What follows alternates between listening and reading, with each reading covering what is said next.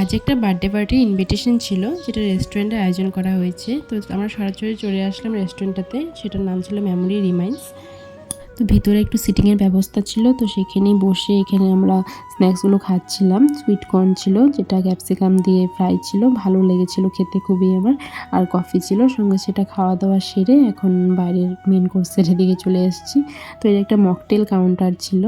তো mocktail counter, এখানে আমরা 3 জন বসে একটু গল্পগুজব করছিলাম আর ফ্যামিলি ফটোগ্রাফও করছিলাম। তো ফ্যামিলি ফটোগ্রাফি হয়ে তারপরে খাওয়ার দিকে চলে আসি আর কি। তো আজকে ছিল প্লেন রাইস আর এখানে ছিল ভেজ ডাল। কিন্তু আজকে আমাদের কিন্তু ভেজ। তো এই প্লেটটা নেওয়া হচ্ছে মানে বাচ্চাদের জন্য।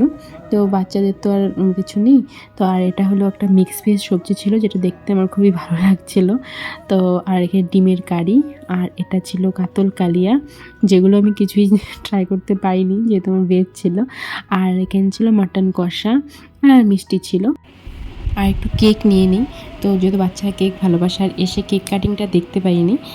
যাই হোক, আর আমাদের জন্য আজকে নিরামিষ আয়োজনও আছে। তো দেখাবো তোমাদের কী কী আয়োজন আছে নিরামিষ।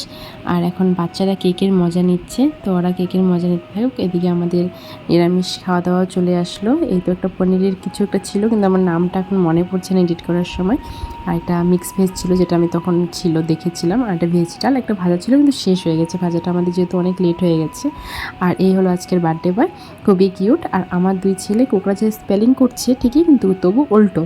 তো ঠিক আছে, বাই, টাটা।